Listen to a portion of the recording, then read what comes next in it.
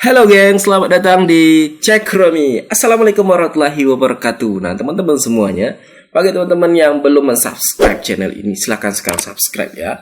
Like semua videonya dan share kepada teman-teman kalian semuanya. Karena share itu gratis dan subscribe juga gratis. Nah, Tuing Cek Romi. teman-teman semuanya, sekarang pada kesempatan ini kita akan membahas sebuah cerita yang sedikit horor, tapi ya begitu sangat informatif dan sangat menarik ya teman-teman. Teman-teman tahu rumah ini? Ya, hanya rumah biasa. Awalnya rumah itu adalah rumah yang ditinggalkan ya orang kaya biasa lah gitu, dan rumah itu rumah biasa. Namun sekarang rumah yang barusan saya tunjukkan itu menjadi tujuan objek wisata atau ghost hunter gitu, pemburu hantu atau tempat orang uji nyali lah kalau di Indonesia ya kan. Bagaimana sih kisahnya gitu sehingga rumah tersebut bisa jadi kayak gitu kan?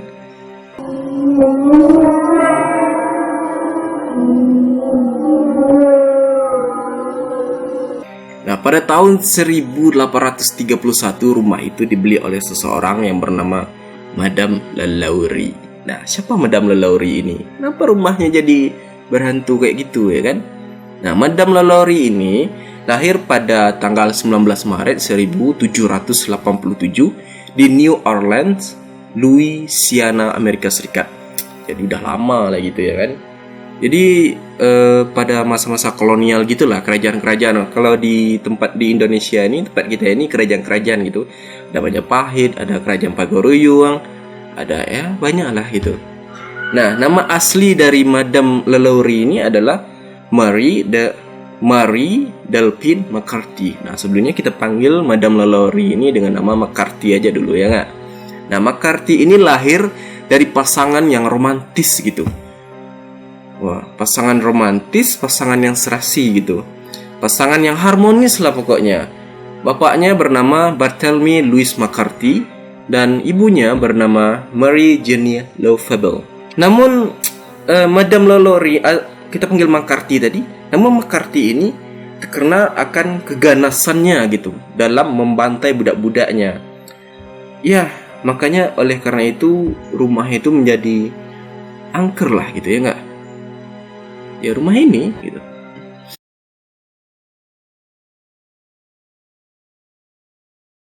Saya sebutkan kisahnya. Madame Lalaurie ini itu memiliki 3 orang suami gitu ya, tapi ya diganti ya, cerai 1, nikah lagi bukan langsung 3, emangnya ayam gitu, emangnya kucing, ayam 1 aja gitu. Suami yang pertama itu dinikahinya pada 11 Juni 1800. Namanya adalah Don Ramos de Lopez Anguilo. Benar gak sih namanya? Namun pernikahan pertama ini bertahan hanya 4 tahun saja, yaitu pada tahun 1800 hingga 1804 gitu. Suami yang pertama enti kita panggil dengan Lopez saja lah kan, Mas Lopez gitu ya nggak? Itu seorang perwira tinggi kerajaan Spanyol gitu. Jadi ya Madame Lalaurie ini anak dari bangsawan, nikah dengan perwira tinggi yang juga bangsawan, ya enak lah gitu ya nggak? Nah, namun suami ini meninggal dalam perjalanan ke Madrid. Nah, beliau ini diundang oleh kerajaan Spanyol gitu ya kan, untuk menghadiri pengadilan gitu. Sedangkan si Madam ini sendiri, si McCarthy ini sendiri, itu sedang hamil ketika itu. Dan beberapa hari setelah suami pertama itu meninggal, si McCarthy ini melahirkan. Nama anak ini dikasih dengan Marie Borgia atau Borgia Delphine Lopez Anguilo de la Candelaria. Panjang kali namanya. Anak ini diberi julukan Borquita. Nggak tahu lah aku ya apa tuh artinya. Nah, namun setelah itu si McCarthy ini setelah suaminya meninggal, terus anaknya udah lahir gitu, dia kembali lagi ke New Orleans. Nah, beberapa tahun atau sekitar 4 tahunan lah sesudah suami yang pertama ini meninggal, beliau menikah lagi. Tepatnya pada Juni 1808, menikah dengan seorang banker, pedagang, pengacara, legislator terkemuka. Hebat kali dia cari jodoh ya nggak? Nah, nama suaminya itu Jean Blanqui.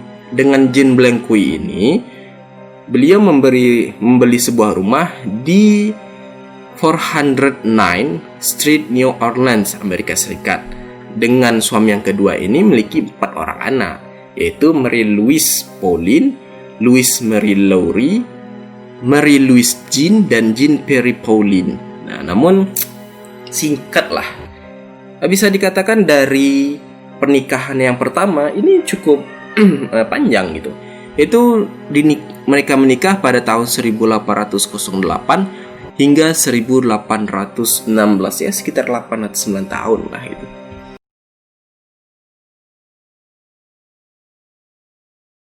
Nah, setelah cerai, beliau ini menjanda lagi. Ya sekitar 9 tahunan beliau ini menjanda, lalu menikah lagi pada tahun pada tanggal 25 Juni 1825 dengan Leonard Louis Nicholas Lowry.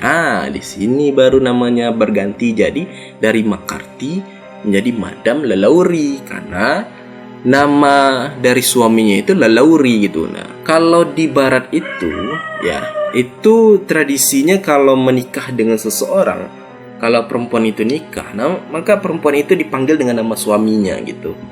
Makanya dari sekarang kita panggil Madame Lowry.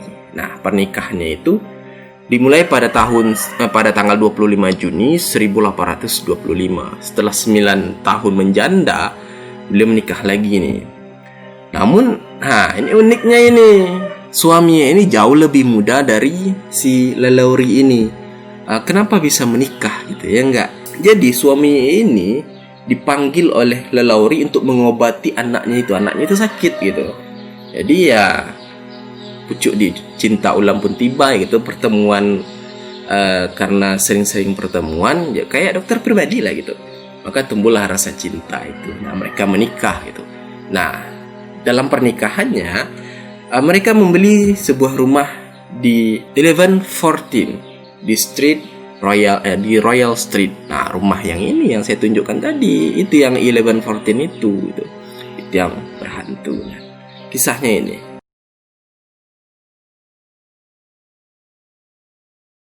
Awalnya mereka ini, Madame Lowry dengan suami ini dikenal masyarakat dengan sepasang suami istri yang baik, ke tetangganya ramah gitu, memperlihatkan ke budak-budaknya itu ke tetangga baik gitu. Kayak ginilah kalau ketika nampak dengan tetangga atau orang-orang sekitar, seolah-olah Madame Lowry ini itu memperbaiki atau memperhatikan dari budaknya itu, gizinya segala macam dari budak. Jadi masyarakat sekitar ini nggak kepikiran begitu kejamnya Madame Lowry ini gitu. Karena ya pencitraan itu, jadi ilmu pencitraan ini udah lama gitu, ya nggak? Namun pernikahan ini entah ini settingan atau tidak itu, pada 16 November 1832 mereka dikabarkan berpisah gitu. Tapi ya saya rasa itu mungkin settingan juga gitu, pencitraan juga gitu. Karena pada saat terjadi kebongkaran, kebusukan, kekejaman dan kebiadaban dari Madame Lowry ini kepada budak-budaknya itu pada 10 April 1834, karena terjadi kebakaran di rumahnya itu. Suaminya tadi itu hadir di sana gitu. Masyarakat melihatnya gitu. Dan petugas-petugas melihatnya gitu. Sebelum kita masuk ke kenapa terbongkar, Madame Lowry atau dengan pasangannya ini pernah diperiksa oleh pengacara lokal gitu. Karena tercium desas-desus bahwasanya di rumahnya itu terjadi ya semacam penyiksaan lah itu. Ada seorang budak perempuan gitu jatuh dari atap rumahnya itu, rumah Madame Lowry jatuh dari atapnya, berusaha untuk menghindar dari Madame Lowry ini gitu. Sedangkan Madame Lowry ini bersiap nih dengan cambuk nih untuk menghukumnya gitu. Nampak oleh warga, dilaporkan, diperiksa. Tapi ya taulah kan kalau orang berpengaruh, orang berduit gitu, mungkin ya diperiksa lepas juga gitu. Walaupun katanya dengan bersyarat atau apa, lepas gitu. Maka kasus mereka itu tertutupi. Nah, pada tanggal 11 April 1834 terjadi kebakaran. Nah, kata orang, tak ada bangkai yang disimpan kalau nggak terbau baunya. Itu apa sih? Kalau bangkai yang disimpan, lambat laun bau busuknya tercium juga. Ya gitulah gitu. Nah, pada kebakaran ini kan petugas datang tuh. Kalau bahasa kita pemadam lah gitu datang kan, membersihkan atau memadamkan api. Itu kalau petugas itu kan nggak hanya di luar semprot gitu, enggak.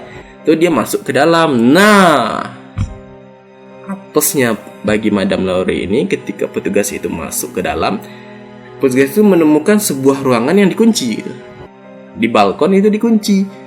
Terus karena petugas ini penasaran kenapa ini dikunci gitu, yang lain enggak, bisa kami masuk, didobrak lah gitu. Ketika didobrak, bam, ketemulah dia. Ada orang itu yang gini, kayak dibikin eksperimen lah. Mungkin kayaknya Madam Laure ini salah nikah nih. Nikah dengan dokter yang ya crazy lah gitu, gila gitu ya enggak? Mungkin ini eksperimen dengan suaminya gitu ya kan. Saya berpikirnya kayak gitu, tapi nggak tahu lah gimana sebenarnya gitu. Nah, jadi ditemukan budak yang ini kulitnya itu dikuliti gitu dengan pola bulat-bulat gitu. Jadi udah kayak ulat aja bentuknya gitu. Ada juga yang tangannya ini diamputasi. Terus misalnya tangan si A ini dipotong nggak diamputasi, ditempelkan ke si B gitu. Jadi udah kayak krep, udah kayak kepiting gitu. Jadi banyak tangannya gini gitu kan. Jadi banyak tangannya gitu kan. Ada juga dari pemadam ini menemukan bahwa budaknya itu kepalanya ditusuk pakai tongkat gitu.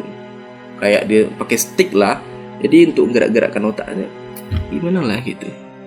Nah, jadi banyak lagi, ada juga dari budaknya yang ditemukan ini dipaksa masuk ke dalam kerangkeng anjing gitu, ke sarang anjing gitu ya kan.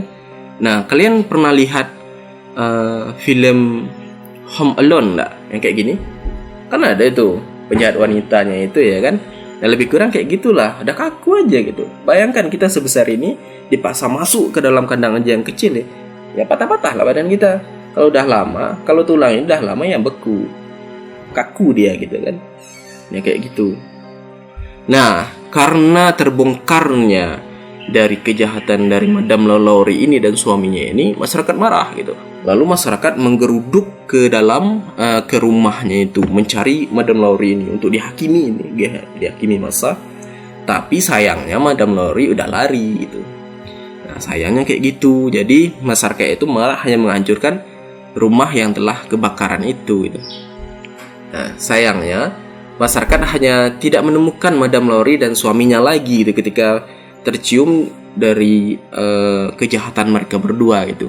Nah, Madam Laure itu entah berantah kemana kaburnya, dan sampai sekarang tidak tahu pasti kemana dia.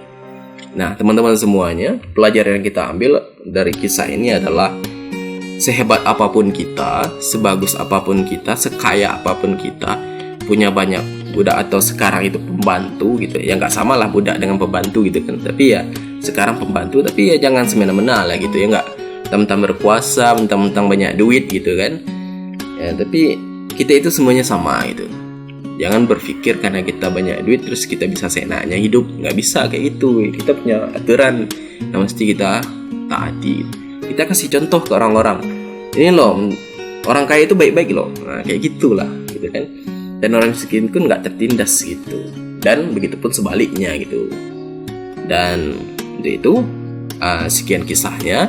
Bagi teman-teman yang belum subscribe, silahkan subscribe dan share kepada teman-teman kalian semuanya. Dan apabila teman-teman suka dengan konten ini, silahkan like juga dan tinggalkan komentar. Misalnya teman-teman pengen aku bahas konten yang ini atau tema yang ini, silahkan komen aja. Dan untuk itu terima kasih atas perhatian. Ciao, assalamualaikum, bye.